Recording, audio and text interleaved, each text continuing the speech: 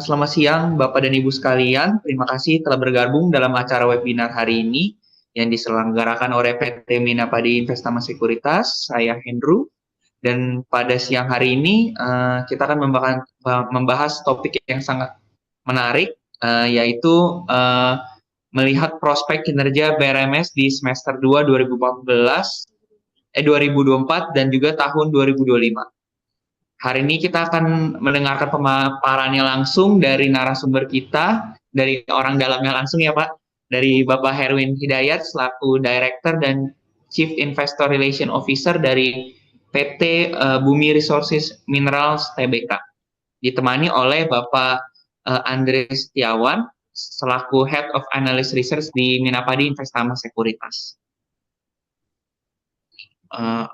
Oke, kita hari ini pembahasannya akan melihat tentang kinerja operasional keuangan serta proyeksi untuk semester kedua dan tahun depan. Boleh Pak, saya persilakan langsung. Baik, Pak Hendru, terima kasih. Mungkin Ocha bisa di-share slide-nya? Ya. Kelihatan ya Pak Hendru, Pak Andre? Kelihatan.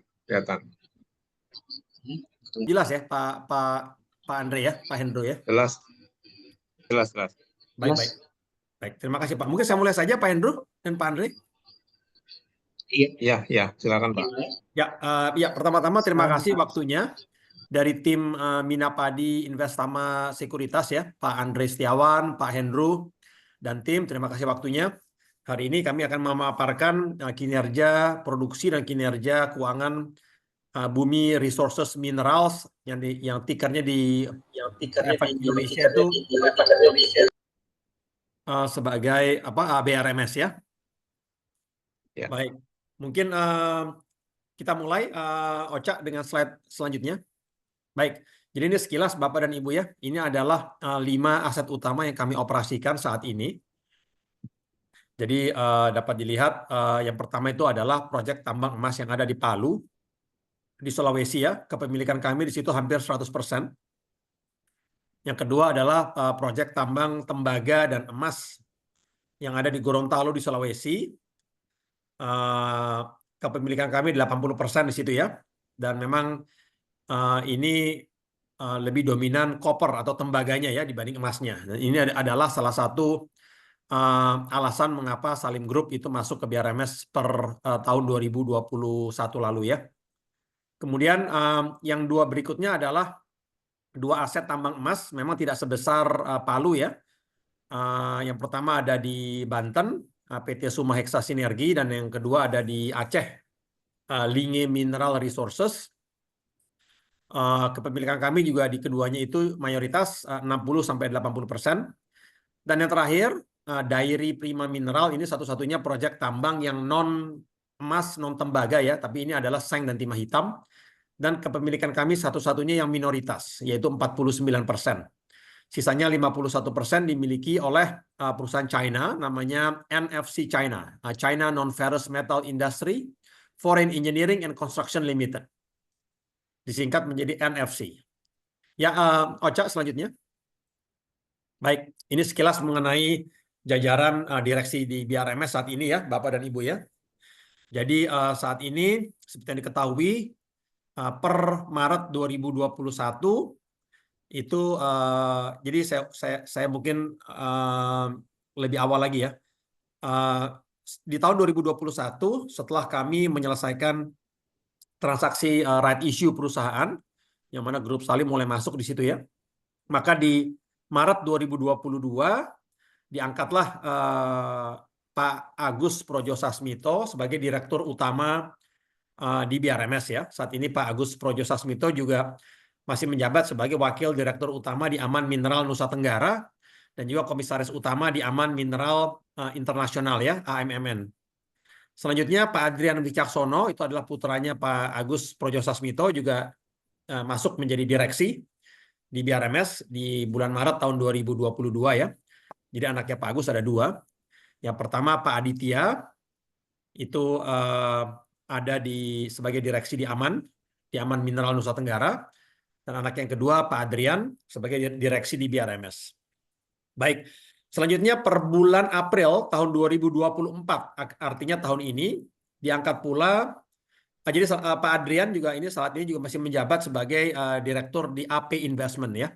Jadi AP Investment itu seperti yang diketahui adalah perusahaan yang pemegang saham dari BRMS, juga di Medco, dan juga ada di Aman Mineral ya. Baik, kemudian juga diangkat sebagai direktur, tepatnya direktur keuangan dan CFO di bulan April tahun ini ya, di 2024 ini Bapak Charles Gobel. Background beliau juga sebelumnya dari Aman Mineral Group. Jadi beliau menjabat sebagai direktur keuangan sejak April tahun ini, Bapak dan Ibu ya. Baik, selanjutnya, Ocha. Nah, ini adalah manajemen tim di bisnis unit kami, Bapak dan Ibu ya. Jadi bapak-bapak di sini memiliki pengalaman yang cukup mumpuni, baik sebagai metallurgist, geologist, maupun mining engineer. Jadi perusahaan-perusahaan tambang terkemuka seperti contohnya Freeport, Rio Tinto, Numot Nusa Tenggara, Aneka Tambang, dan lain-lain, Bapak dan Ibu ya. Dan beberapa juga dipilih langsung oleh grupnya Pak Agus Projo untuk mengoperasikan bisnis unit kami. Ya, selanjutnya, Ocha. Ya, kita mulai dengan aset yang pertama, Citra Palu Minerals, proyek tambang emas yang ada di Palu, di Sulawesi, Bapak dan Ibu ya. Jadi dapat saya sampaikan saat ini kami mengoperasikan konsesi tambang di area seluas lebih dari 85.000 hektar. Memang ini salah satu yang terluas di Indonesia. Lokasinya di Sulawesi Tengah dan Selatan. Dan kami telah mengantongi izin produksi dari pemerintah untuk mengoperasikan proyek tambang emas ini untuk 30 tahun ke depan. Jadi sampai tahun 2050 ya. Artinya keekonomiannya sudah jelas dan masanya cukup panjang. Pabrik pengolahan biji emas kami yang pertama dengan metode CIL atau Carbon in Leach dengan kapasitas dapat memproses biji sampai dengan 500 ton biji per hari. Itu di Blok 1 yang namanya Poboya sudah beroperasi sejak tahun 2020, Bapak dan Ibu ya. Pabrik yang kedua juga dengan metode Carbon in Leach itu dengan kapasitas 8 kali lebih besar dari pabrik yang pertama, yaitu 4.000 ton biji per hari, sudah mulai beroperasi sejak awal 2023 ini. Saat ini kami tengah menyelesaikan konstruksi dari pembangunan pabrik emas kami yang ketiga dengan metode heap leach, yang rencananya akan selesai di akhir tahun 2024 ini, akan mulai beroperasi ya. Baik, jadi sekilas saya sampaikan ya, kalau carbon in leach itu biasanya diperuntukkan untuk mengolah biji tambang dengan karakter batuan yang lebih keras, jadi perlu digiling sampai menjadi hancur, menjadi serbuk untuk mencapai kandungan emas dan peraknya. Namun kadar emasnya biasanya diproses lebih tinggi, di atas 1 gram per ton biasanya. Dan juga recovery rate-nya lebih tinggi dari pabriknya. Artinya kandungan emas yang terrecover bisa di atas 90%. Kalau heap leach itu biasanya diperuntukkan untuk memproses biji emas ataupun batuan yang lebih fragile karakternya, mudah hancur, jadi lebih mudah untuk mencapai kandungan emas dan peraknya tanpa harus dihancurkan, digiling sampai menjadi serbuk. Namun biasanya kadar emasnya juga lebih rendah, Bapak dan Ibu ya, di bawah 1 gram per ton, dan recovery rate dari kandungan emasnya lebih rendah, biasanya 60-70% saja yang terambil kandungan emasnya. Jadi yang saya perlu sampaikan adalah tetap akan ada tambahan produksi emas dari pabrik yang ketiga, namun karena metodenya heap leach, penambahan produksinya tidak akan sedahsyat penambahan produksi yang pada waktu pabrik kedua mulai beroperasi. Tapi tetap akan ada tambahan produksi, Bapak dan Ibu ya. Baik. Di sebelah kanan dapat dilihat itu adalah mungkin yang di atas ya, tampilan di atas, itu paling penting. Ini baru kita umumkan, Bapak dan Ibu ya, kira-kira bulan lalu baru saya umumkan. Jadi kita baru melakukan pemboran di 32 lubang bor baru, dan hasilnya kemudian kami lakukan evaluasi dengan standar JORC ya, Joint Ore Reserve Committee, jadi dari Perth, Australia konsultannya, dan ada temuan baru yaitu prospek penambangan bawah tanah atau underground mining prospect ya Bapak dan Ibu ya.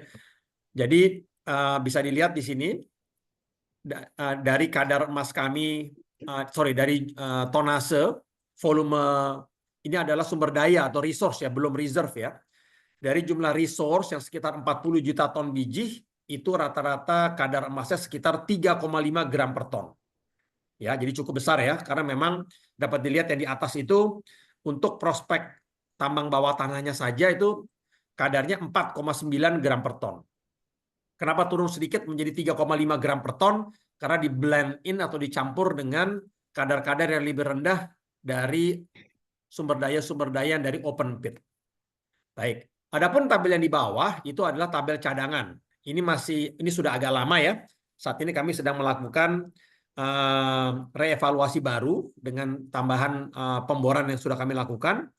Jadi di sini belum ada, di cadangan yang di bawah ini belum ada prospek untuk tambang bawah tanah ya, belum ada underground prospek. Jadi tolong ini di disregard saja. Ini di disregard saja, karena rencananya bulan depan saya akan umumkan melalui siaran pers untuk cadangan dari Palu dengan standar JORC dengan adanya prospek tambahan yaitu yang underground prospek. Jadi kadarnya akan lebih tinggi dari cadangan yang ada sekarang. Yang sekarang kan sekitar 2,4 gram per ton ya. Nanti akan lebih tinggi. Harapannya ya di atas 3 gram per ton lah. Baik, untuk tabel yang di sebelah kiri di bawah itu dapat dilihat Bapak dan Ibu ya. Untuk produksi emas kami mengalami kenaikan year on year. Di 2020 masih di level 2.200 troy ounce. Di 2021 itu naik 2 kali lipat menjadi 4.300 troy ounce. Di tahun 2022 itu ada kenaikan sedikit menjadi 5.400 troy ounce. Di 2023 itu naiknya drastis ya, 4 kali lipat menjadi 23.000 troy ounce. Itu karena pabrik yang kedua mulai beroperasi, Bapak dan Ibu ya. Nah, di tahun 2024 kami menyampaikan guidance bahwa produksi full year kami itu dapat mencapai 50% increase year on year. Artinya kalau di 2023 itu produksinya 23.000 troy ounce, mestinya di 2024 full year naik 50% menjadi 35.000 troy ounce. Saya juga sampaikan guidance tahun lalu, di 2025 akan ada kenaikan lagi 50% increase year on year. Artinya kalau di 2024 tercapai 35.000 ounce, mestinya di 2025 menjadi 50.000 troy ounce produksinya. Nah, kenyataannya Bapak dan Ibu, di first half 2024 saja kami sudah mencapai 27.000 troy ounce. Nah, jadi mungkin targetnya di 2024 ini akan terlampaui ya. Mungkin kita akan di atas 40.000 troy ounce, terus terang saja ya. Dan di 2025 target yang 50.000 ounce juga akan terlampaui. Targetnya kita mungkin bisa di atas 60.000 troy ounce. Dan ini semua masih dari open pit mining dengan rata-rata kadar emas yang 1,5 gram per ton. Ya, karena game changer-nya nanti terjadi di 2027 saat kita mulai memproduksikan emas dari underground prospect. Yang rata-rata kadarnya itu ya antara 3,5 sampai 4,9 gram per ton. Ya, selanjutnya Ocha. Nah, ini sekilas Bapak dan Ibu ya. Rata-rata di first half 2024, rata-rata di sebelah kiri atas ya, rata-rata kandungan emas yang kami produksikan itu, yang kami proses, rata-ratanya antara 1 sampai 1,7 gram per ton rata-ratanya. Ya. Nah, bayangkan kalau nanti kita sudah mulai memproses biji emas yang dari underground, yang kadarnya itu 3,5 sampai 4,9 gram per ton. Untuk recovery rate di sebelah kiri bawah dapat dilihat bahwa untuk recovery rate kita itu rata-ratanya dari pabrik carbon in leach ya, dari 2 pabrik yang carbon in leach atau CIL, memang rata-ratanya itu adalah di atas 90%. Jadi cukup baik ya. Contohnya apabila, biar gampang lah ya, apabila kandungan emasnya itu 2 gram per ton, dengan carbon in leach berarti yang terambil itu adalah 90%-nya, artinya 1,8 gram per ton yang terambil. Nah, seperti itu kira-kira. Sisanya yang 0,2 gram per ton hilang dalam proses. Nah, tapi kalau heap leach, nah itu sudah kadarnya lebih rendah, di bawah 1 gram per ton. Katakanlah kadarnya 0,8 gram per ton. Yang terambil recovery rate-nya biasanya itu sekitar 70% saja. Jadi yang terambil adalah sekitar hanya 0,56 gram per ton. Sisanya yang 0,44 gram per ton tidak terambil. Ya, memang seperti itulah heap leach. Jadi tadi memang akan ada tambahan produksi dari pabrik ketiga, tapi tidak signifikan seperti waktu pabrik kedua mulai beroperasi. Baik, Ocha, selanjutnya. Ya. Nah, ini adalah mining activity matrix. Dapat dilihat Bapak dan Ibu ya. Di sebelah kanan itu ada stripping ratio ya. Biasanya memang pada waktu kita mulai membuka lubang tambang yang baru, biasanya memang banyak waste yang mesti kita remove ya, sehingga strip ratio-nya tinggi. Tapi ketika penggaliannya itu lebih dalam, maka strip ratio-nya akan semakin rendah. Waste-nya semakin rendah, yang mesti di-remove, dan strip ratio juga semakin rendah. Ya, selanjutnya. Baca.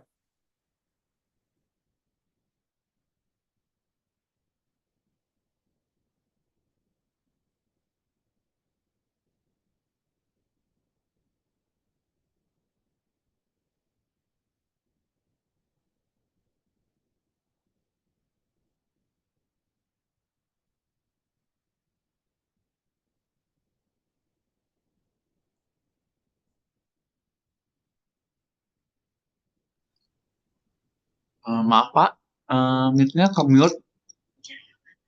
Sorry, ya terima kasih Pak Hen dulu.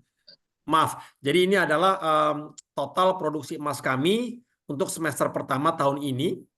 Jadi secara akumulasi, kalau dijumlahkan setiap bulannya, maka produksi emas kami mencapai 27.000 troy ounce di tahun 2024 semester pertama ini.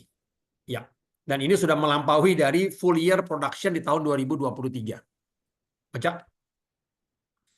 Nah, Bapak dan Ibu ya, tadi ada 2 pabrik emas carbon in leach yang sudah beroperasi di Palu. Kemudian 1 pabrik emas yang metodenya heap leach akan mulai beroperasi di akhir tahun atau awal tahun depan. Akhir tahun ini akan mulai beroperasi. Kemudian jumlah sumber daya atau resource yang sudah kami umumkan dengan standar JORC dan juga reserve atau cadangan yang akan kami umumkan bulan depan dengan standar JORC dan juga jumlah produksi yang luar biasa tadi. Semuanya berasal dari satu lokasi saja, Bapak dan Ibu, yaitu Blok 1, Poboya. Di bulatan yang berwarna merah itu. Artinya masih ada upside lagi dari Blok 2, 4, 5, dan 6. Ini yang belum kita explore lebih lanjut. Harapannya akan ada cadangan yang lumayan besar seperti yang terjadi di Blok 1. Baik, Ocha selanjutnya. Nah, ini adalah gambar processing flow chart ya, dari pabrik emas dengan metode carbon in leach atau CIL ya. Jadi secara singkat, biji-biji emas yang kami tambang itu akan kami hancurkan dengan peralatan yang namanya jaw crusher sampai menjadi seukuran pebble atau kelereng. Kemudian akan kami giling lebih lanjut dengan peralatan yang namanya sack mill dan ball mill sampai menjadi serbuk atau pasir ya, berukuran 75 mikron, kandungan emasnya menjadi halus. Kemudian akan kami pisahkan biji-biji emas yang serbuk tadi dan yang halus dari yang kasar dengan peralatan yang namanya cyclone. Yang halus akan masuk ke proses selanjutnya yaitu thickener yaitu proses pengentalan. Yang kasar dikembalikan lagi ke ball mill untuk digiling sampai menjadi halus. Setelah itu biji emas tadi akan dicampur dengan NaCN atau cyanida di dalam leach tank dan akan masuk ke 6 tangki-tangki carbon in leach yang mana akan dicampur dengan cyanida untuk mengekstrak atau mengambil kandungan emas dan perak dari pengotornya. Itu fungsinya si cyanida, Bapak dan Ibu ya. Kemudian kandungan emas dan perak yang sudah terlepas dari kotoran itu akan ditangkap oleh bahan-bahan kimia yang namanya karbon aktif. Seperti bulatan-bulatan sebesar beras ya, warnanya hitam. Nah, kemudian akan masuk ke proses selanjutnya, yaitu elution. Di situ akan dicampur dengan cairan kimia yang namanya caustic soda dengan temperatur 140 derajat Celcius untuk mengeluarkan si kandungan emas dan perak dari karbon aktif. Lalu diendapkan dengan arus listrik di peralatan yang namanya electrowinning cells dan akhirnya dipanaskan di furnace sampai menjadi lempengan Dore Bullion. Nah, lempengan-lempengan Dore Bullion inilah Bapak dan Ibu yang setiap bulan kami kirim ke perusahaan pemilik fasilitas pemurnian emas, seperti contohnya Aneka Tambang atau Harta Dinata Abadi. Mereka akan memproses sampai menjadi emas murni batangan. Kita bayar processing fee Rp1.000 per gram doré bullion. Kemudian emas murninya kembali menjadi milik kami dan dapat kami jual ke pihak ketiga manapun dengan harga pasar. Ya, Ocha, selanjutnya. Nah, ini adalah gambar-gambar foto dari pabrik kami yang pertama dengan kapasitas 500 ton biji per hari ya Bapak dan Ibu ya. Ada jaw crusher, sack mill dan ball mill, cyclone, tangki-tangki carbon in-leach, elution dan electrowinning. Dan ini adalah gambar dari lempengan-lempengan doré bullion yang kami hasilkan dari pabrik kami yang pertama ya. CPM itu stands for Citra Palu Mineral. Ya, selanjutnya Ocha. Nah, ini pabrik kami yang kedua dengan kapasitas yang lebih besar, 4.000 ton biji per hari. Sama juga Bapak dan Ibu ya, ada crusher, sack mill dan ball mill, cyclone, tangki-tangki carbon in-leach. Dan ada gambar doré bullion yang kami hasilkan dari pabrik yang kedua. Ya, Ocha, selanjutnya. Nah, ini dari helikopter view. Dapat dilihat pabrik kami yang pertama yang berwarna kuning itu tangki-tangkinya yang lebih kecil ya. Pabrik kedua itu yang tangki-tangkinya lebih besar yang berwarna putih. Dan ini memang diperuntukkan untuk memproses biji dan batuan dengan karakter vein, seperti yang ada kotak di kanan atas itu ya, yang memang lebih keras karakternya, jadi perlu digiling dengan sack mill dan ball mill sampai menjadi halus sebesar sehalus pasir agar mudah mencapai kandungan emas dan peraknya ya. Tapi memang kadarnya lebih tinggi, biasanya di atas 1 gram per ton, di atas 1,5 gram per ton. Dan memang recovery rate-nya juga tinggi, di atas 90%. Ya, Ocha. Nah, ini juga dari helikopter view yang lebih tinggi lagi, dapat dilihat pabrik kami yang pertama dan kedua di lokasi yang sangat berdekatan. Ya, Ocha. Nah, ini pabrik kami yang ketiga dengan metode heap leach. Di sini dapat dilihat karakter batuannya genes. Jadi memang batuannya lebih fragile, lebih mudah hancur, lebih mudah mencapai kandungan emas dan peraknya. Tapi memang diperuntukkan untuk memproses biji dengan kadar emas di bawah 1 gram per ton. Jadi memang kadarnya yang rendah. Dan recovery rate dari kandungan emasnya itu memang hanya 70% biasanya. Ya. Selanjutnya Ocha. Ini zona yang berwarna merah, ini merepresentasikan lokasi dari cadangan-cadangan biji emas kami yang ada di Blok 1 di Poboya, di Palu. Ya Ocha. Nah, ini gambar aktivitas pemboran, aktivitas penambangan. Dapat saya sampaikan, kita juga menyampaikan press release di bulan lalu. Kami telah menunjuk McMahon. McMahon itu perusahaan penambangan open pit maupun underground yang tercatat di Bursa Efek Australia. Dan lebih dari 30% sahamnya dimiliki oleh Aman Mineral. Bapak dan Ibu ya, kita sudah pakai McMahon semuanya untuk mining kontraktornya ya. Press release-nya sudah kami sampaikan di bulan Agustus lalu. Ini ada core shed tempat kami menyimpan biji emas dari lokasi tambang untuk kami teliti kadar emas dan peraknya. Ya Ocha. Nah, ini proyek kami yang kedua. Ini adalah alasan kenapa Grup Salim itu masuk ke BRMS ya, karena Gorontalo Minerals salah satunya ya. Ini proyek tambang tembaga dan emas. Saat ini kami mengoperasikan konsesi tambang di area seluas hampir 25.000 hektar di Kabupaten Bone Bolango di Provinsi Gorontalo. Kami telah saat ini telah sama seperti Palu, kami sudah mengantongi izin produksi dari pemerintah untuk mengoperasikan proyek tambang tembaga dan emas ini untuk 30 tahun ke depan sampai tahun 2052. Nah, 3 poin terakhir ini sangat penting. Saya mesti agak detail menjelaskan ya Bapak dan Ibu ya. Seperti yang diketahui, kami itu sedang dalam proses pembangunan pabrik pengolahan biji emas di Palu, di Gorontalo. Sama seperti di Palu, tapi ini adanya di Gorontalo untuk prospek emasnya dulu ya. Walaupun memang lebih banyak tembaganya untuk prospek yang ada di Gorontalo, namun yang kami kembangkan itu adalah emasnya dulu. Karena memang lebih murah, juga lebih cepat, dan kami sudah punya pengalaman membangun 3 pabrik emas di Palu. Nah, rencananya memang pabrik emas di Palu ini akan selesai dan rencananya pabrik emas di Gorontalo ini akan selesai dan mulai beroperasi di awal tahun depan, di 2025, di first half 2025. Dan dananya memang sudah ada dari right issue kemarin ya. Namun dapat dilihat di 3 poin terakhir ya. Pada saat kami sedang membangun infrastruktur jalan tambang dan juga membangun pondasi-pondasi pabrik, ditemukan singkapan-singkapan mineral yang terafiliasi dengan tembaga porfiri dan emas sulfida. Jadi ini temuannya luar biasa ya, karena ada di surface, dapat dilihat dari surface. Kami langsung melaporkan temuan ini kepada Kementerian Energi dan Sumber Daya Mineral, dan mereka memerintahkan kami untuk uh,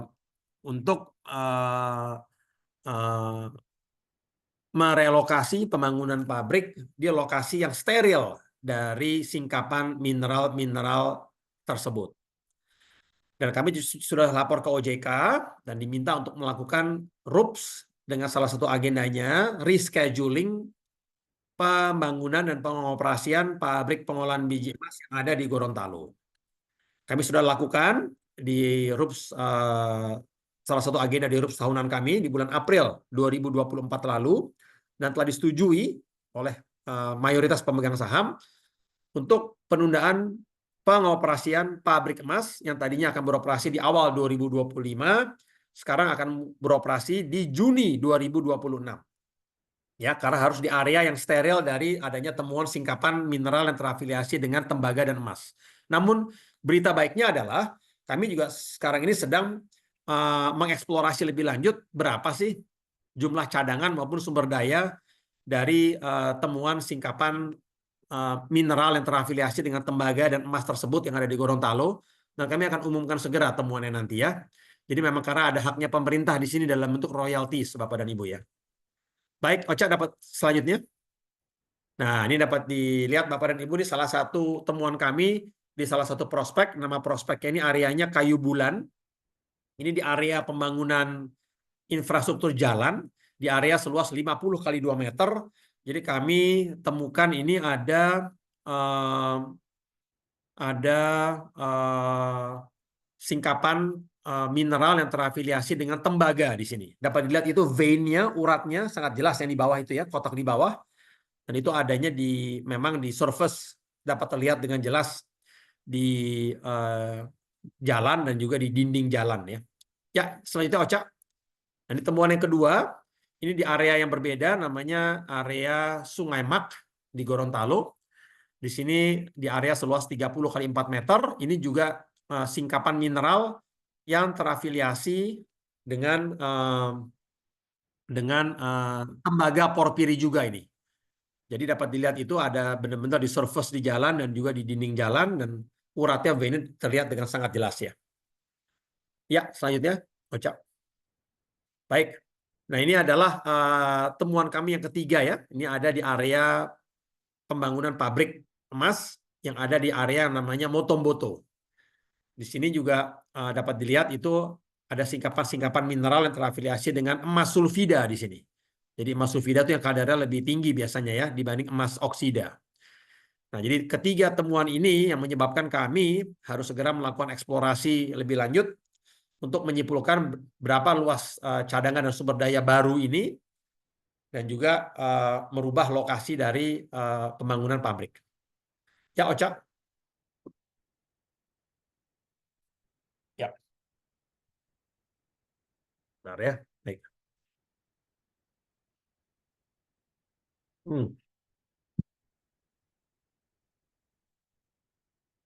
Baik, ini adalah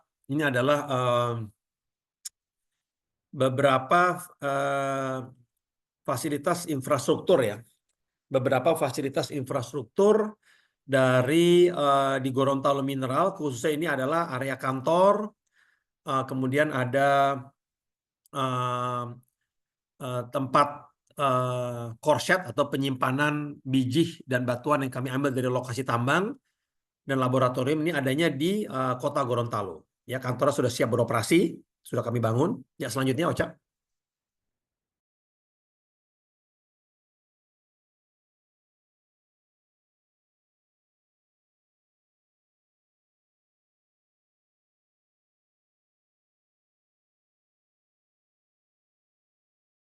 Ya, Ini yang gambar kedua, ini adalah lokasi area di area yang namanya Tombolilato, ini dekat dengan jetty atau port, juga ada area kantor dan desain dan engineering ya.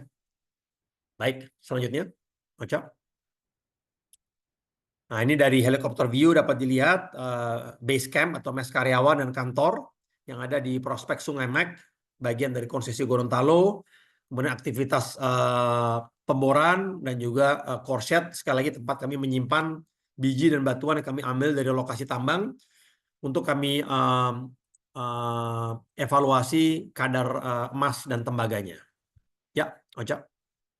Baik, ini adalah proyek kami yang ketiga, Bapak dan Ibu ya, Suma Heksa Sinergi, proyek tambang emas yang ada di Banten ya, di Jawa.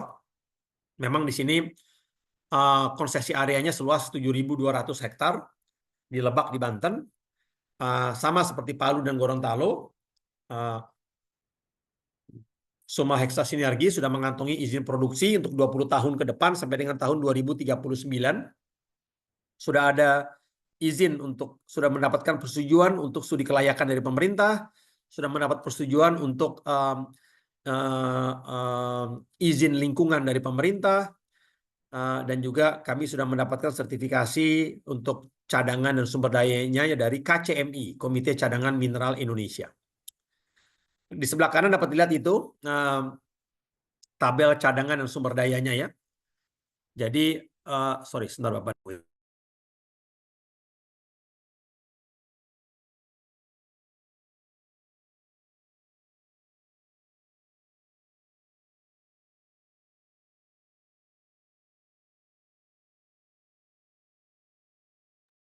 Ya, sorry Pak. Jadi di sini itu di sebelah kanan itu ada tabel cadangan dan sumber daya ya. Jadi sumber dayanya itu dapat dilihat hampir 2 kali lebih besar dari Palu. Palu tadi sekitar 40 juta ton biji. Sementara Suma Heksa Sinergi ini yang di Banten itu 75 juta ton biji. Jadi sumber dayanya luar biasa. Tonasenya. Namun memang kadar emasnya jauh lebih rendah ya. Kalau tadi Palu itu sumber dayanya rata-rata kadarnya itu ya 3,5 gram per ton, ini sekitar 0,8 gram per ton. Cadangannya lumayan, not bad, sekitar 18 juta ton biji dengan kadar emasnya sekitar 1 gram per ton. Jadi memang lebih rendah dari Palu, tapi ini memang nanti rencananya akan dengan di-develop dengan open pit ya. Jadi akan lebih simple dibanding underground mining ya. Ya, selanjutnya Ocha. Baik, ini adalah aktivitas pemboran. Jadi kami telah melakukan pemboran di 15 lubang bor dengan total kedalaman secara kumulasi itu 3.600 meter. Ya, Ocha. Ya, ini beberapa aktivitas yang terkait dengan geological dan geotechnical. Ya. Nah, ini core shed, sekali lagi, tempat kami menyimpan biji dan batuan yang kami ambil dari lokasi tambang untuk kami teliti kadar emasnya dan peraknya. Ya, Ocha. Proyek kami yang keempat, ini adalah Linge Mineral Resources, proyek tambang emas juga yang ada di Aceh, Sumatera. Kami mengoperasikan konsesi tambang di area seluas lebih dari 36.000 hektar. Saat ini kami sudah memiliki persetujuan untuk studi kelayakan dari pemerintah. Kami masih menunggu izin lingkungan dari pemerintah dan juga izin produksi yang 20 tahun ke depan dari pemerintah. Untuk sumber daya memang tidak terlalu besar dalam tonasenya, sekitar 6,8 juta ton biji, namun kadar emasnya lumayan, Bapak dan Ibu ya, sekitar 1,6 gram per ton. Cadangannya juga secara tonase cukup kecil, 2,3 juta ton biji. Namun sekali lagi kadar emasnya cukup tinggi ya, 1,8 gram per ton. Jadi lebih tinggi dibanding proyek di Banten, namun memang lebih rendah dibanding proyek di Palu ya untuk kadar emasnya. Ya, Ocha. Ya, ini beberapa fasilitas infrastruktur ya, seperti core shed, Ocha. Ya, pembangunan core shed ya Bapak dan Ibu ya, tempat kami menyimpan batuan dan biji dari lokasi tambang. Ya, Ocha. Dari helikopter view, ini ada base camp mas karyawan, ada warehouse, core shed, dan lain-lain ya. Ya, Ocha. Ya, ini yang terakhir ya, Bapak dan Ibu, dari Prima Mineral, proyek tambang seng dan timah hitam yang ada di Dairi, Sumatera Utara. Konsesi yang kami operasikan itu seluas lebih dari 24.000 hektar di Dairi, Sumatera Utara ya. Kemudian poin nomor 3 itu sangat penting ya. Kami telah mengantongi kadar seng dalam cadangan kami itu adalah yang tertinggi ketiga di dunia, yaitu 11,5%. Jadi sangat tinggi ya. Sebagai contoh tuh di China itu rata-rata kadar seng itu sekitar 4-6% dan bisa diproduksikan secara komersial. Bayangkan kadar seng kita 11,5%. Kita juga telah mengantongi izin produksi sama seperti Palu, Gorontalo, dan juga Suma Heksa Sinergi di Banten ya. Untuk 30 tahun ke depan ya di Dairi ya, sampai tahun 2047. Baik. Kami sedang finalisasi untuk mendapatkan pendanaan dari Chinese banks karena memang operatornya adalah NFC China, project operatornya NFC China, dan juga EPC kontraktornya adalah NFC China saat ini ya. Baik, itu jumlah sumber daya di tabel atas kanan itu 25 juta ton biji dengan kadar sengnya 10,1%. Adapun cadangannya di tabel di bawah itu 11 juta ton biji dengan kadar sengnya 11,5%. Ini semuanya sudah dengan standar JORC ya. Ya, Ocha. Ini beberapa gambar pembangunan portal atau pintu masuk ke tambang bawah tanah yang nama lokasinya itu Anjing Hitam, yang bagian dari konsesi di Dairi di Sumatera Utara ya. Itu ada peralatan jumbo drill milik kami yang sedang melakukan pembukaan pintu masuk ke tambang bawah tanah. Di gambar nomor 4 dapat dilihat itu pembangunan kanopi di mulut tambang bawah tanah untuk melindungi para pegawai yang sedang melakukan penambangan bawah tanah nantinya ya. Oca, selanjutnya. Nah, gambar di sini ada gambar sudah dengan ada penguatan dengan beton untuk tambang bawah tanah agar tidak runtuh ya, tidak kolaps itu atasnya, atapnya ya. Oca. Ini kantor, juga gudang, warehouse, dan mes karyawan yang sudah kami dirikan dalam 2 tahun terakhir di Dairi di Sumatera Utara ya. Ya, Oca. Ini adalah alat-alat berat kami, Bapak dan Ibu ya, termasuk mobile crane, mine trucks, load haul and dump facility, jumbo drill, dan lain-lain ya. Sudah ada di warehouse kami, udah standby. Oca. Nah, ini slide terakhir kami, Bapak dan Ibu ya. Ya, ini adalah kinerja keuangan kami year on year dan juga quarter on quarter. Jadi untuk first half 2024 itu pendapatan kami naik year on year 287% menjadi 61 juta dolar.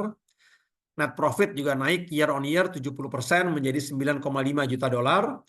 Dan itu karena ada 2 faktor utama. Yang pertama memang produksi emas kami meningkat year on year sebesar 250% menjadi 27.000 troy ounce di first half 2024, dan rata-rata harga jual emas juga meningkat ya sebesar 15% year on year menjadi 2.200 dolar per ounce.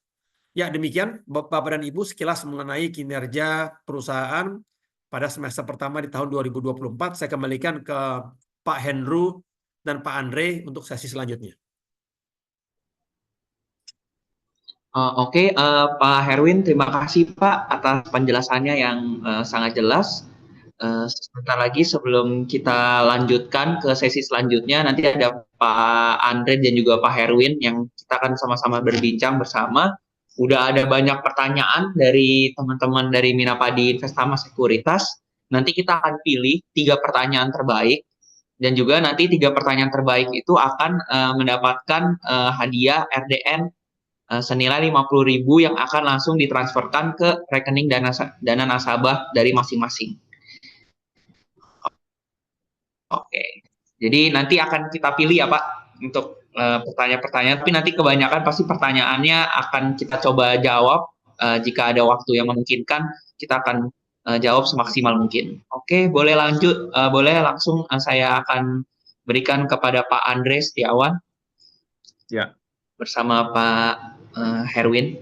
Ya, ini ada beberapa pertanyaan ya Pak. Mungkin kita juga pernah ngobrolin, tapi kan kalau untuk audiens di sini mungkin belum banyak yang tahu juga. Jadi bisa untuk kasih gambaran untuk mereka juga. Nah, mungkin untuk yang pertama tentang ini, Pak. Kalau dari lihat laporan keuangan itu, kemarin kan ada pembayaran ke Antam ini untuk payables-nya Antam. Nilainya kan lumayan besar tuh, 28 juta US. Mungkin bisa dijelaskan, Pak, itu payable-nya ini payable tentang apa, Pak, yang dibayarkan ke Antam? Oke, betul. Itu dulu, Pak. Gimana, Pak? Boleh, Pak. Baik. Jadi memang adalah payable kepada Antam yang terjadi pada saat kami membeli porsi kepemilikan Antam yang 20% di Dairy Prima Mineral. Jadi sebelumnya itu Dairy Prima Mineral itu dimiliki 80% oleh BRMS dan 20% dimiliki oleh Antam. Kemudian yang 20% dari Antam itu kami beli.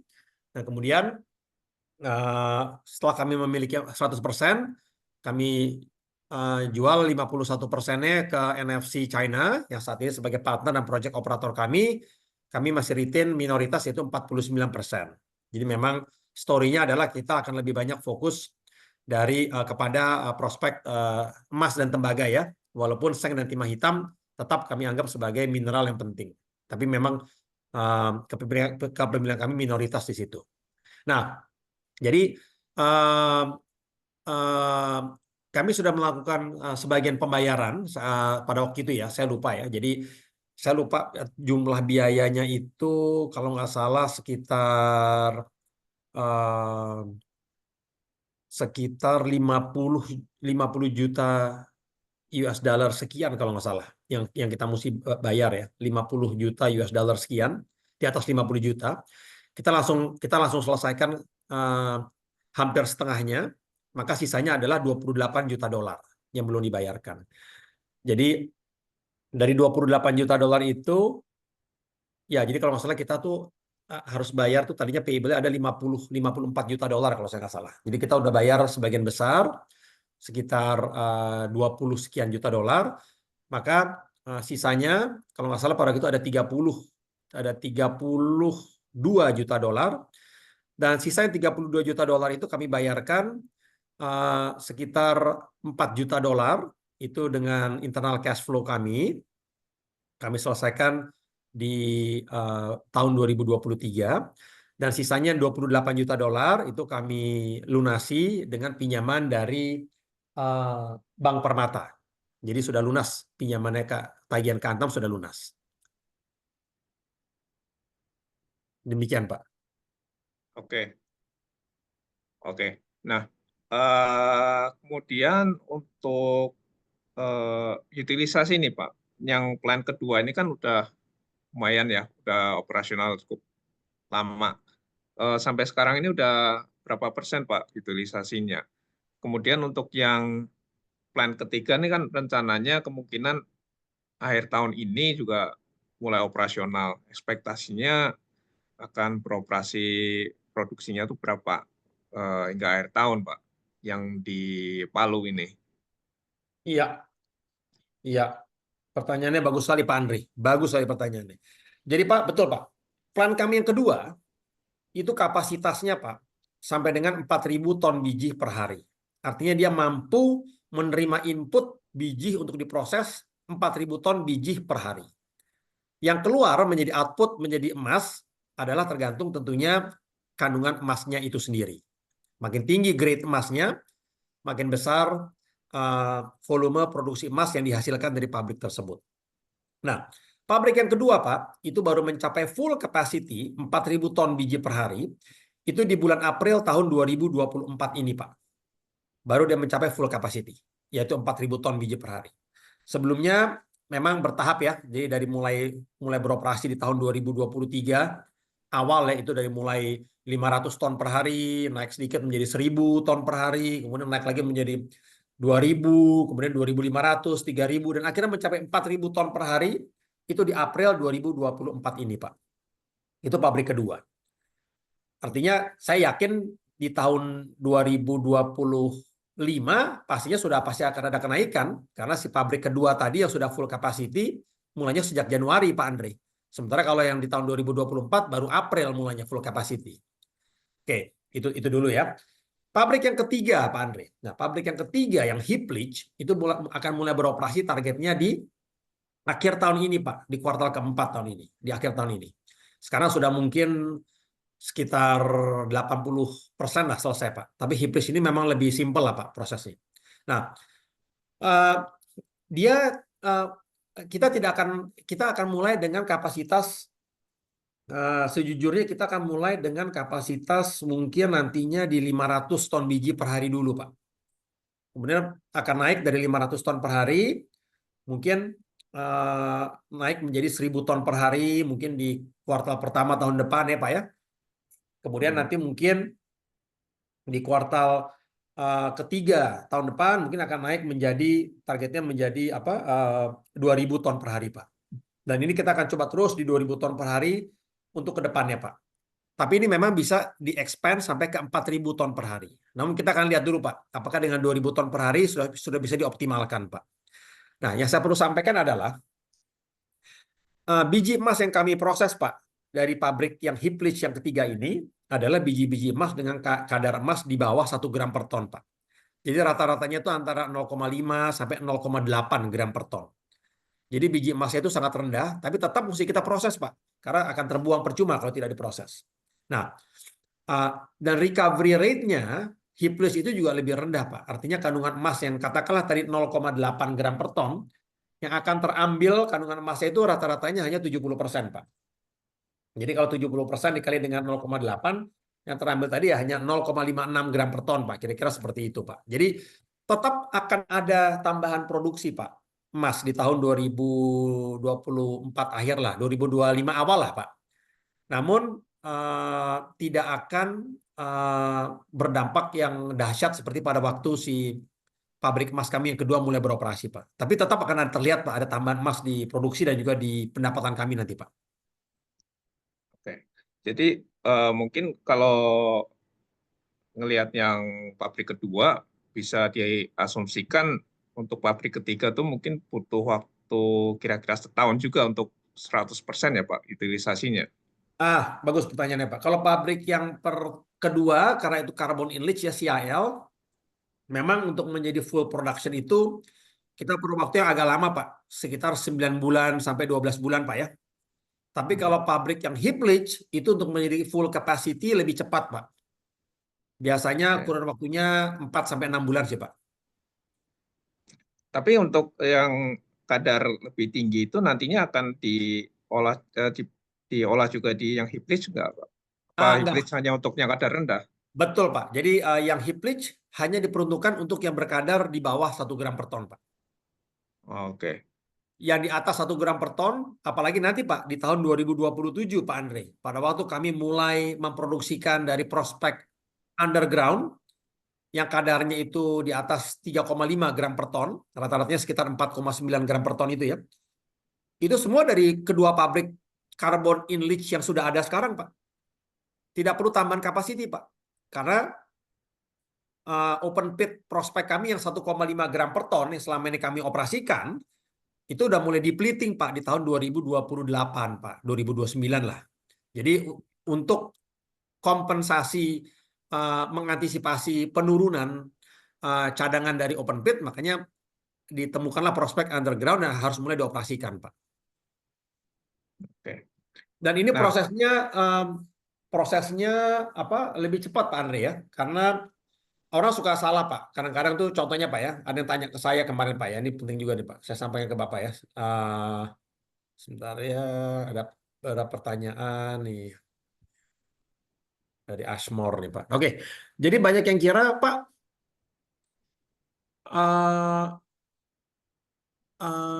kapan mulai pengembangan underground-nya mulai kapan, Pak, dan selesainya kapan? Kita akan mulai membangun underground ini di awal 2025, Pak Andre. Dan rencananya harus sudah selesai di pertengahan 2027. Artinya di second half 2027 sudah mulai beroperasi. Jadi kalau Pak Andre lihat nanti trajektori produksi emas saya, di 2024 full year itu akan ada peningkatan yang signifikan, Pak. Year on year dari 2023. Pasti itu, Pak. Sudah pasti. Karena first half number saja sudah lebih tinggi dari full year di tahun lalu. Itu 2024. Di 2025, Bapak juga akan lihat peningkatan yang cukup signifikan year on year. Ya, Pak ya. Nah, itu semua masih dalam proses grade yang 1,5 gram per ton rata-ratanya open pit. Di 2026, Pak Andre, itu kita mulai flattish, Pak. Jadi tidak flat ya, tapi peningkatannya tidak sama dengan 2024 dan 2025. Tetap meningkat di 2026 tapi a bit flat, Pak. Kenapa? Karena kita akan memfokuskan lebih pada menyelesaikan pembangunan penambangan bawah tanah dulu, Pak. Di 2027 first half tetap akan naik tapi sedikit flat, Pak, naiknya. Baru di 2027 second half itu naiknya akan signifikan lagi, Pak. Akan spike-nya akan luar biasa, Pak. Karena kita akan mulai produksi emas dari yang kadarnya di atas 3,5 gram per ton, Pak ya. Nah, banyak yang tanya sama saya, apa mungkin tambang bawah tanah kok dibangun dalam kurun waktu kurang dari 2 tahun gitu, Pak. Contohnya, ini Freeport kok bangun tambang bawah tanahnya 20 tahun. Aman kok tambang bawah tanahnya 10 tahun belum selesai sampai sekarang. Saya ditanya gitu kemarin, Pak. Nah, perlu diingat ya, Pak. Si Freeport, si Aman, itu kan membangun tambang bawah tanahnya untuk copper underground, Pak. Jadi mereka memakai metode yang namanya block caving, Pak.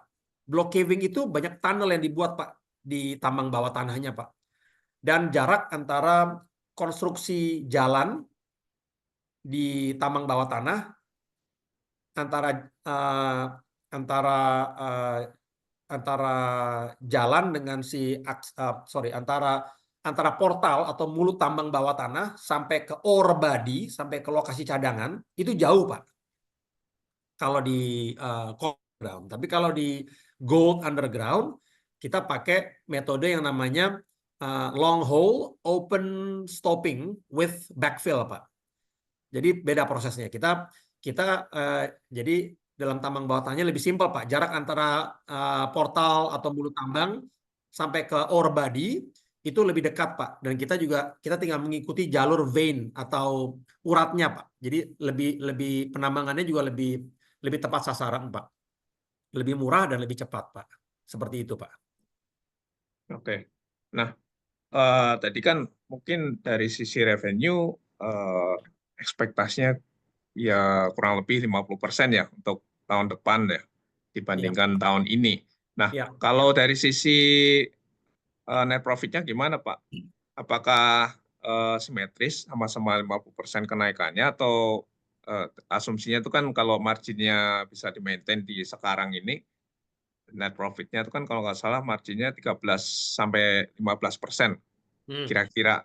Nah, untuk 2024 full year dan tahun depan apakah bisa kira-kira maintain margin segitu atau gimana, Pak? Ya, Pak, mungkin saya bisa kasih, Pak ya, adalah sebentar, Pak.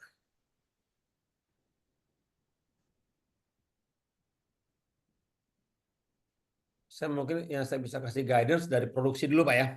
Ya. Saya takut kalau terlalu detail nanti saya disentil nih, Pak, sama OJK di biasanya nih, Pak. Sebentar ya, Pak. Baik, Pak. Sebentar, Pak ya. Oke. Sip. Jadi, Pak, untuk produksi, kalau yang real, actual production saya di tahun 2023 kan 23.000 troy ounce emas. Itu udah terjadi ya. Di 2024 target saya, Pak, itu targetnya walaupun saya sudah memberikan guidance itu di 35.000, targetnya akan di atas 40.000 troy ounce emas. Di atas, Pak. Artinya tidak 40.000 ya, di atas 40.000 troy ounce emas. Di 2025 akan di atas 55.000 troy ounce emas. Akhirnya lebih dari itu, Pak ya. Tidak itu ya, lebih dari itu. Di tahun 2026 jadi kita akan mencapai mungkin, Pak, nah ini agak flat sedikit ya, di level antara 60 sampai 65.000, Pak.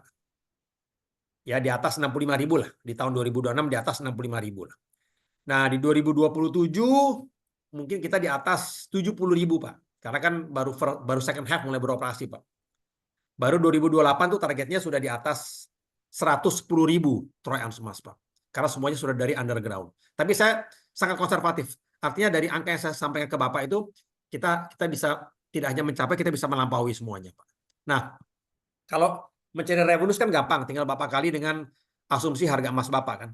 Nah, kalau untuk profit marginnya betul Pak. Memang kemarin itu di 2024 awal ini kami baru ada pembukaan lokasi tambang baru Pak. Makanya strip ratio-nya agak tinggi Pak.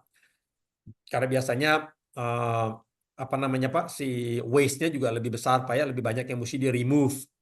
Tapi dengan kita terus di lokasi yang sama makin dalam, biasanya juga waste-nya semakin kecil dan strip ratio-nya juga lebih rendah.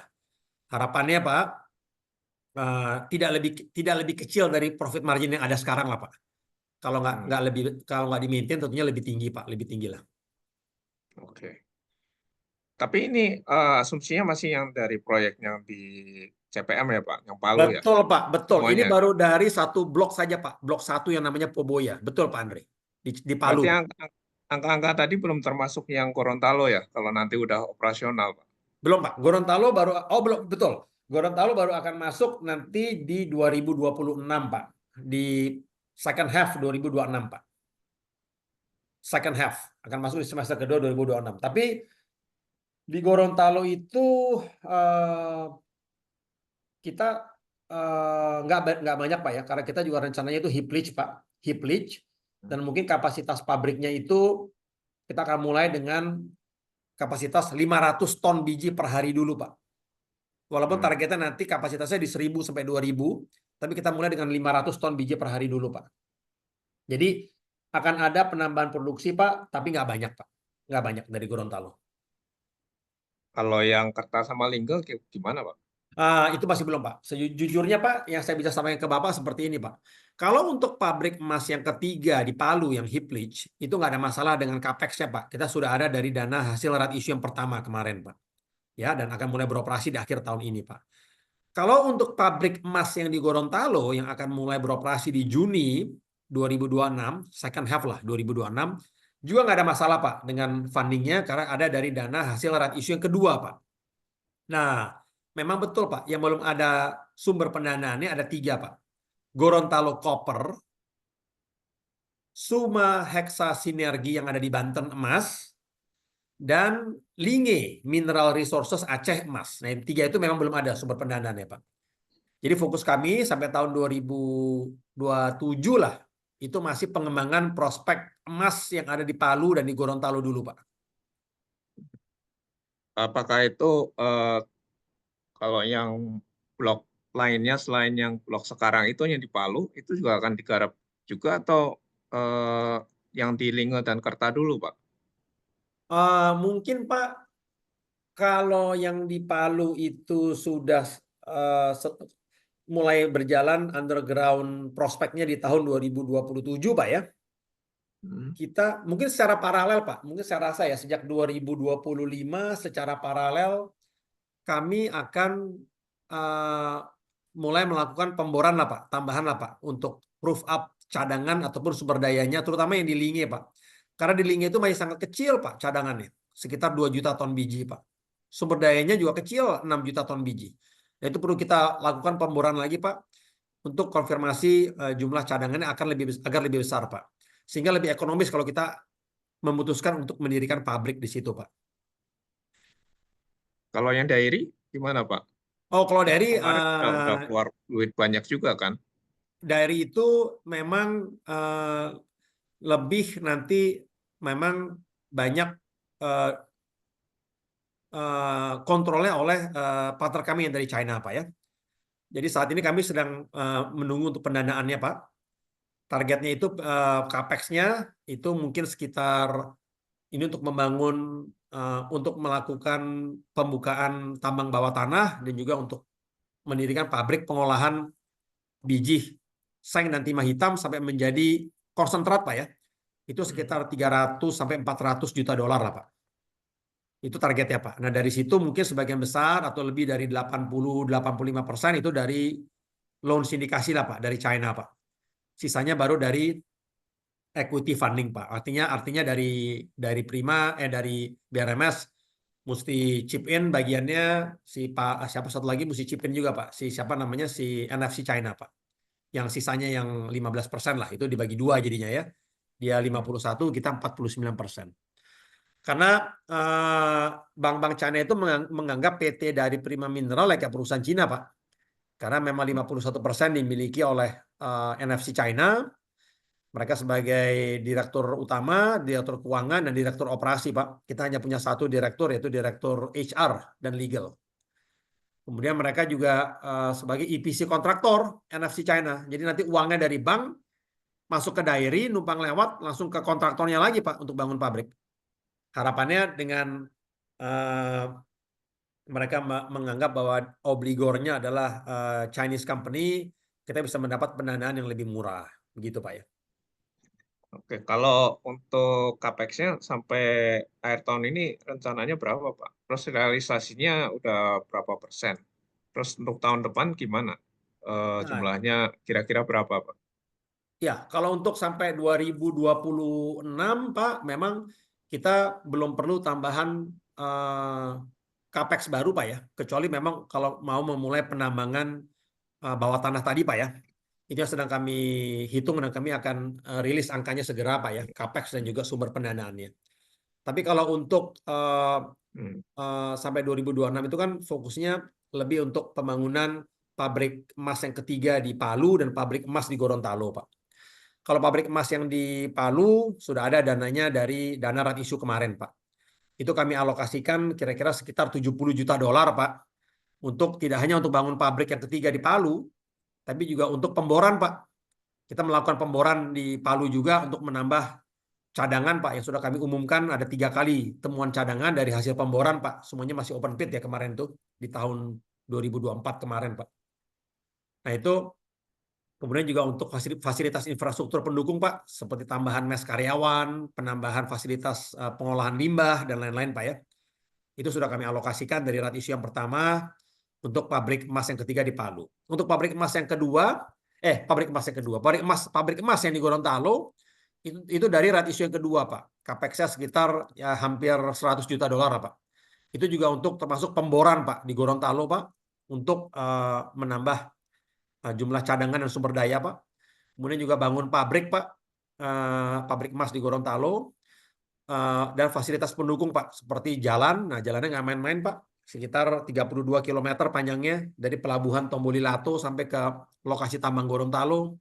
Fasilitas pendukung seperti ya sama juga, Pak, pengolahan limbah, kemudian mas karyawan, kemudian warehouse, Pak, gudang untuk bahan peledak, untuk bahan bakar, power plant, alat-alat berat dan lain-lain, Pak. Jadi itu kami alokasikan 100 juta dolar plus pemboran, Pak, pemboran di sana. Nah, jadi itu sudah tercover, Pak, memang sudah ada dari dana rat issue yang kemarin untuk capex sampai 2026, Pak ya.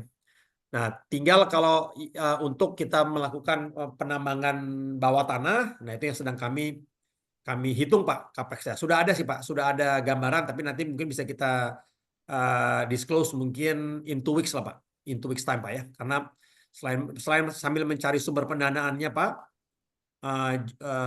menentukan metode dari sumber pendanaannya juga perhitungan capex-nya. Sudah ada gambaran sih, Pak, tapi mungkin lebih detail, lebih akuratnya mungkin dalam 2 minggu ini kita bisa sampaikan, Pak. Oke, mungkin dari saya segitu dulu karena ini saya lihat kan pertanyaan dari audiens juga cukup banyak ini. Mungkin kita balikin ke moderator dulu. Silakan Pak Andrew. Oke, Pak.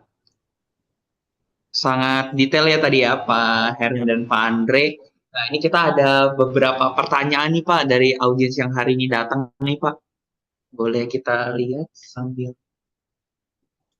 Mungkin ada beberapa pertanyaan. Mungkin Pak Andre juga boleh pilih nih Pak, kira-kira pertanyaan mana yang ini atau kita jawab aja semua, Pak, biar semua ini apa terpuaskan boleh. pertanyaannya. Mungkin Pak Andre ya.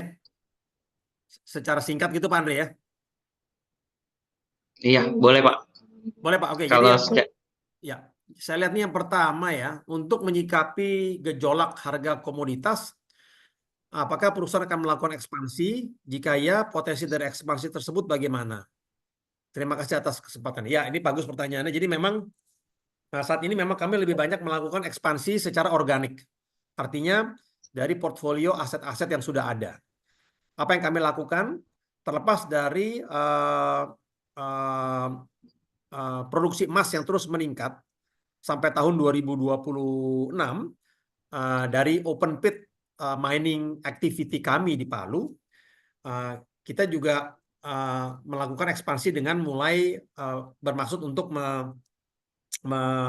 mengerjakan penambangan bawah tanah dan menyelesaikan penambangan bawah tanah ini di awal 2027 sehingga kami bisa mulai memproduksi emas dari penambangan bawah tanah dengan grade emas yang jauh lebih tinggi. Nah, karena kapasitas pabrik kami tidak bisa bertambah, sudah full capacity. Pabrik yang pertama 500 ton per hari, pabrik yang kedua 4.000 ton per hari, dan pabrik yang ketiga saat ini di 2.000 ton per hari kapasitasnya. Nah, artinya biji yang masuk itu jumlahnya sudah maksimal, tidak bisa ditambah lagi. Namun produksi emas yang dihasilkan itu bisa bertambah dengan semakin tingginya kadar emas yang diproses. Nah, seperti itu. Jadi, dan potensinya luar biasa. Tadi saya sudah sampaikan ya, kalau dengan saat ini saja kami sudah di tahun lalu produksinya sudah di 23.000 troy ounce emas. Di tahun ini targetnya di atas 40.000 troy ounce emas. Di tahun 2025 itu bisa di atas targetnya bisa di atas bisa di atas 55.000 troy ounce emas. Dan di 2026 harapannya di atas 65.000 troy ounce emas. Nah, itu semua masih dari open pit. Dari open pit mining. Nah, bayangkan di tahun 2027 onward, harapannya di 2028 sudah bisa di atas 110.000 troy ounce emas. Karena itu sudah dari grade emas yang lebih tinggi dari underground activity. Ya, jadi seperti itu kira-kira pertanyaan pertama. Yang kedua, berapa total presentasi reserve dan resource dari BRMS yang sudah terstandarisasi JORC? Lalu yang belum terstandarisasi sesuai JORC, apakah akan segera dijorkan? Berdasarkan tingkat kesulitan penambangan di lahan BRMS, berapa presentasi open pit dibanding underground? Oke, bagus sekali pertanyaannya nih, sangat teknis, bagus. Jadi betul, saat ini yang dapat saya sampaikan, yang sudah tersertifikasi dengan JORC itu adalah proyek tambang emas kami yang ada di Palu. Itu sudah dengan sertifikasi JORC untuk resource-nya atau sumber dayanya saja. Reserve-nya dengan standar JORC baru kami akan umumkan rencananya di bulan depan. Jadi itu adalah katalis yang short term katalis yang akan kami umumkan segera. Baik. Untuk itu di Palu. Kalau untuk yang di Gorontalo itu saat ini untuk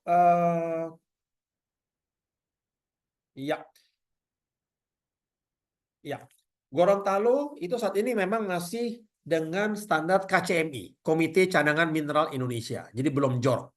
KCMI itu adalah kayak versi JORC dari Indonesia yang telah di endorse atau disupport oleh Kementerian Energi dan Sumber Daya Mineral. Ya, tapi memang belum JORC. Kita tentunya nanti pada saat diperlukan pendanaan untuk monetize copper prospeknya, pasti kita akan lakukan standar JORC. Karena memang kreditur, perbankan, investor itu maunya memang melihat standar JORC untuk cadangan dan sumber daya. Betul sekali Pak Edi ya. Baik. Untuk penambangan bawah tanah itu untuk Gorontalo. Kemudian untuk Suma Heksa Sinergi yang ada di Banten, Project Emas itu juga masih KCMI, Komite Cadangan Mineral Indonesia ya. Masih belum JORC. Jadi kita akan lakukan JORC pada waktu nanti memang diperlukan pendanaan ke depannya. Untuk Linge Mineral Resources yang di Aceh itu juga masih KCMI, Komite Cadangan Mineral Indonesia, belum JORC juga. Adapun yang di Dairi Prima Mineral yang di Sumatera Utara di Dairi itu sudah JORC dari Australia ya. Jadi yang di Dairi sudah JORC dari Australia, di Palu sudah JORC dari Australia. Yang belum itu tinggal yang di tadi Gorontalo, Banten, dan yang ada di Gorontalo, Banten, dan yang ada di Aceh. Ya. Baik, kemudian tingkat kesulitan penambangan, berapa persentase open pit dibanding dengan underground. Oke, saat ini memang yang kami lakukan, saat ini memang baru satu yang kami tambang ya, yang sudah beroperasi proyek kami, yaitu yang ada di Palu, proyek tambang emas. Saat ini masih dengan metode open pit. Namun memang di tahun 2027 rencananya kami akan mulai memproduksikan emas dari prospek underground kami, yang mana undergroundnya mulai kami kerjakan nanti per awal 2025 ini, di awal tahun depan ya. Jadi itu underground satu yang ada di Palu. Kemudian satu lagi ada di Dairi, nama lokasi tambangnya Anjing Hitam. Itu juga akan ditambang dengan metode penambangan bawah tanah di situ ya. Sisanya saat ini masih open pit mining. Jadi hanya 2 yang saat ini melakukan penambangan bawah tanah, sisanya masih open pit mining. Baik, ini pertanyaan selanjutnya Ibu Puji. Pada saat musim hujan, apakah tambang sudah menerapkan dan mitigasi terkait risiko cuaca? Apakah alokasi dana mitigasi risiko tersebut mengurangi laba perusahaan yang signifikan? Oke, waduh ini teknis sekali. Ini pertanyaan-pertanyaan ini kayak dari mining engineer dan dari orang HSE ini luar biasa nih. Betul, memang salah satu tantangan utama di kegiatan penambangan itu curah hujan yang tinggi ya. Kami cukup beruntung ya, karena Palu itu termasuk wilayah yang curah hujannya terkecil di seluruh Indonesia. Jadi jarang hujan di situ, cukup panas. Tapi tetap kadang-kadang ada hujan ya. Saat ini memang kami banyak melakukan reklamasi di area-area yang telah kami lakukan pemboran atau penambangan, kami lakukan reklamasi. Kami punya nursery sendiri untuk lokasi pembibitan, untuk melakukan reklamasi. Kemudian kami juga melakukan banyak penghijauan di area-area di sekitar kantor kami di lapangan. Jadi memang ada dana yang kami alokasikan untuk penghijauan dan juga reklamasi dan juga mitigasi dari risiko cuaca tersebut ya. Tapi tidak sampai tentunya ada bagian dari laba bersih tentunya yang dialokasikan ke situ ya. Dan itu juga penting ya. Tapi tetap kami sebagian besar itu dapat laba bersihnya dapat dibukukan dalam profit and loss statement dari perusahaan. Kami juga telah biasanya itu ada dari Kementerian Lingkungan Hidup, itu harus ada sertifikasi namanya proper. Jadi harus sesuai dengan izin lingkungan itu. Proper itu minimal yang warnanya biru itu yang bisa diterima ya. Di atasnya biru ada hijau, di atasnya hijau ada emas yang paling bagus ya. Jadi minimal kita harus sesuai standar yaitu biru biasanya. Baik, selanjutnya ini Ibu Indrawati ya. Untuk proyeksi pendapatan 2024 ini dengan asumsi harga emas berapa? Dan apakah harga emas dan apakah ada revisi karena harga emas menembus all time high? Bagaimana dengan pendapatan dari hasil sampingan seperti perak, tembaga, dan lain-lain yang harganya juga sudah tinggi? Apakah memberikan dampak yang signifikan? Untuk proyeksi tahun depan kira-kira akan naik berapa persen? Terima kasih. Oke, wah ini Ibu Indrawati luar biasa nih. Ini habis kita jawab pertanyaan Ibu Indrawati, udah selesai kita berarti ini udah ketahuan semua forecast-nya seperti apa ya. Oke, jadi mungkin Bu Indrawati saya bisa sampaikan nomor 1 ya. Tahun 2024 mungkin yang bisa saya sampaikan itu adalah prospek produksinya ya. Targetnya adalah di atas 40.000 troy ounce di tahun 2024. Di atas ya. Produksinya di atas 40.000 troy ounce. Dan saya tidak, jujurnya ini sangat konservatif ya. Saya tidak kaget kalau kita akan mencapai mendekati 50.000 troy ounce ya di tahun 2024 ya. Demikian juga 2025, walaupun tadi saya sampaikan akan mencapai di atas 55.000 troy ounce, saya tidak kaget kalau jumlahnya itu sedikit di atas 60.000 troy ounce. Jadi saya sangat konservatif ya dalam pemberian forecast produksi emas ya. Jadi untuk pendapatan ya tinggal Ibu kalikan dengan asumsi harga emas yang menurut Ibu ya. Baik, untuk internal sendiri kita cukup konservatif ya.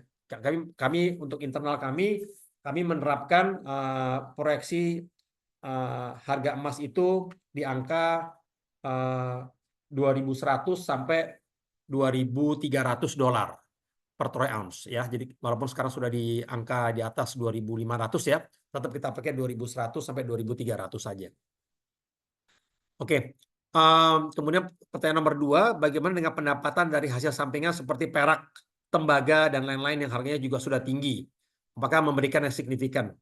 Baik, betul Bu. Jadi memang dalam memproses biji emas kami di Palu, karena itu satu-satunya sudah beroperasi secara komersial saat ini ya, itu ada by-product-nya, ada produk sampingannya, yaitu perak. Kebetulan tidak ada tembaganya, yang ada perak di sini.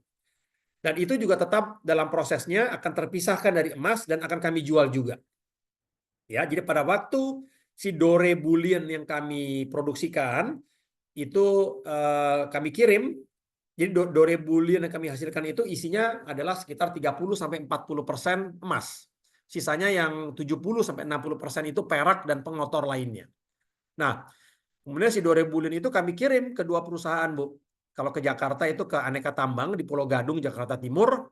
Kalau di Bandung itu di Harta Dinata Abadi Tbk. Mereka sudah memiliki fasilitas pemurnian emas. Jadi mereka yang memurnikan si Dore Bullion ini sampai menjadi emas batangan. Nah, dalam proses pemurniannya itu ada juga, Bu, terpisah si produk peraknya, Bu. Nah, itu juga kita jual. Tapi karena memang harga emas itu jauh lebih tinggi dibanding harga perak, kalau Ibu lihat di pendapatan kami di first half 2024, itu mungkin pendapatan yang dari penjualan perak kami itu hanya 2%, Bu, dari total pendapatan kami. Sisanya 98% itu dari emas. Jadi peraknya tetap kami jual, namun memang harganya jauh di bawah emas ya. Ya, dan perlu diingat ya, kita bayar processing fee baik ke Antam maupun ke Harta Dinata, Rp1.000 per gram Dore Bullion. Artinya mereka jadi tukang jahitnya saja. Emas batangannya tetap menjadi milik kami dan dapat kami jual ke pihak ketiga manapun dengan harga pasar. Baik, kemudian yang ketiga ini untuk proyeksi tahun depan kira-kira akan naik berapa persen? Ya, tadi sudah saya sampaikan ya, di 2024 itu targetnya akan di atas 40.000 troy ounce emas produksinya ya. Jadi kalau di 2023 itu 23.000, berarti 40 kurangin 23 bagi 23, berarti kenaikannya ya di atas 70% ya. Year on year berarti ya, di atas 70% year on year di tahun 2024. Nah, kalau di 2025 itu ada kenaikan lagi sampai ke di atas 60.000, ya 55.000 lah, tapi ya mungkin bisa di atas 60.000 ya. Itu mungkin there's another 70% increase year on year juga di 2025. Baik. Oke, selanjutnya nih Pak Sabar Simatupang, mohon informasi dampak dari kondisi keamanan di kawasan Timur Tengah akibat perang terhadap emas, perak, tembaga, nikel, dan logam lainnya. Baik, pertanyaannya bagus sekali nih. Pertanyaannya bagus sekali.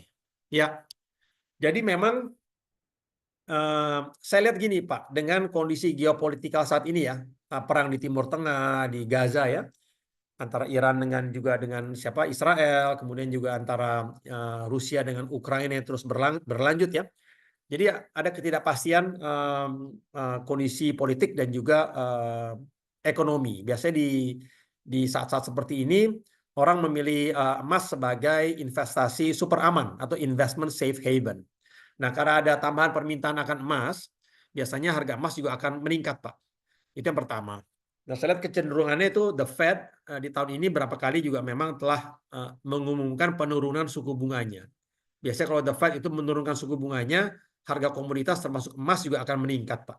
Ya, harapannya sih itu akan berdampak positif tentunya, Pak, terhadap BRMS, Pak. Karena harga emas yang meningkat ini bersamaan dengan produksi emas kami yang meningkat dengan mulai beroperasinya dengan full capacity pabrik kedua dan akan beroperasinya pabrik ketiga di akhir tahun ini.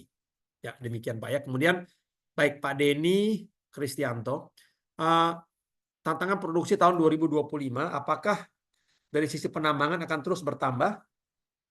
Asumsi dari 2 tambang di Palu yang telah beroperasi, serta utilitas mesin di pabrik yang di Palu, apakah sudah fully utilized?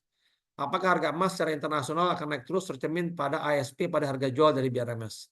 Dan berapa persen pengaruhnya? Oke, jadi memang betul, saat ini per 2024 ini pabrik emas kami yang kedua itu sudah mencapai full capacity di bulan April tahun ini ya.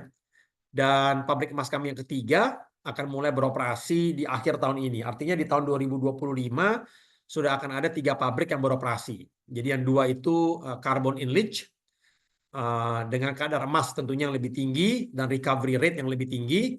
Dan yang 1 pabrik itu yang heap leach dengan kadar emas yang lebih rendah dan recovery rate yang lebih rendah juga. Nah, kemudian dan rencananya tidak akan ada penambahan pabrik lagi. Jadi di Palu cukup ada 3 pabrik saat ini ya. Artinya kapasitasnya sudah full di 2025. Setelah ada pabrik yang ketiga tidak ada penambahan pabrik lagi di Palu ya. Tentunya di Gorontalo nanti akan ada 1 pabrik emas di Gorontalo, tapi itu nanti di 2026. Baik, apakah harga emas secara internasional yang naik? Oke, betul. Jadi memang kita ini dalam penjualan produk emas kami saat ini masih 100% di dalam negeri, di domestik, Pak Denny ya. Saat ini seluruh penjualan emas kami itu hampir semuanya kami jual ke Harta Dinata Abadi TBK di tahun 2024. Jadi ya beda-beda di 2020 sampai 2022 itu kebanyakan ke PT Aneka Tambang. Kemudian di 2023 itu ke PT ada Bumi 1 Inti itu di Surabaya ya. Buminya pakai H ya, tidak ada hubungannya dengan perusahaan kami ya. Di 2024 tuh hampir semuanya ke Harta Dinata Abadi TBK. Nah, harga jual kami itu nggak ada bedanya dengan ekspor karena kami acuannya adalah LBMA, London Marketing Bullion Association atau LME lah, London Metal Exchange. Jadi kita acuannya ke situ. Nah, dan itu harganya on spot, harga jual di hari itu. Apabila pembayarannya dalam rupiah akan terkena exchange rate pada hari itu juga para pembeli kami. Demikian Pak Denny. Jadi dampaknya itu kenaikan harga emas dunia itu sangat positif dan dampak langsung terhadap BRMS. Baik. Oke. Dari Pak Denny lagi. Untuk tiap grade ini pengaruhnya di mana ya Pak? Apa dari kadar kemurnian emas atau dari jumlah produksi emasnya saja? Dan apakah terdapat perbedaan harga dari sisi ASP biji emas? Oh, oke. Jadi gini, oke saya ngerti maksudnya. Jadi gini Pak, harga emas itu adalah harga emas batangan, harga emas murni batangan Pak. Yang mana harganya sama, tidak berubah. Kita pakai harga yang harga market saat ini Pak, ya berapa? Sekitar $2.600 per troy ounce misalnya gitu Pak ya. Itu berlaku untuk semua harga emas batangan di dunia saat ini, Pak. Nah, kadar emas itu menentukan jumlah dalam troy ounce atau dalam kilogram produk emas yang kami hasilkan dari biji, Pak. Jadi yang masuk ke dalam pabrik kami itu namanya biji, Pak. Nah, dalam biji itu ada kandungan emas yang berbeda-beda. Semakin tinggi kadar atau kandungan emasnya, semakin besar pula kilogram atau ounce emas yang kami hasilkan Pak, outputnya gitu Pak. Semakin rendah input atau biji yang kami proses di pabrik kami, semakin kecil pula ounces atau kilogram dari emas atau output yang kami hasilkan dari pabrik kami. Seperti itu Pak kira-kira Pak. Ya. Baik, kemudian Pak Sabar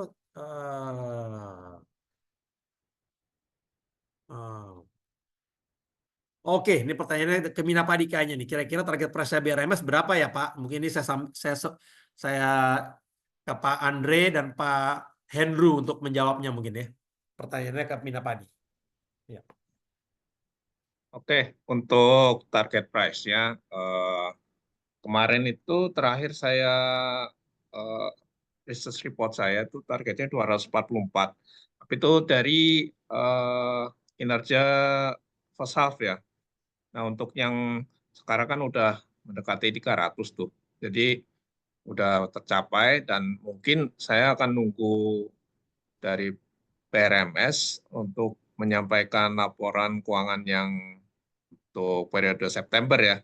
Sebelum saya nanti akan update reportnya lagi dan bisa jadi ada sedikit perubahan di target price-nya. Tapi untuk sekarang ini dengan kinerja untuk first half 2024 aja itu udah cukup bagus. Makanya dari yang sebelumnya itu saya agak lupa berapa, 220-an kalau nggak salah saya naikin jadi 244.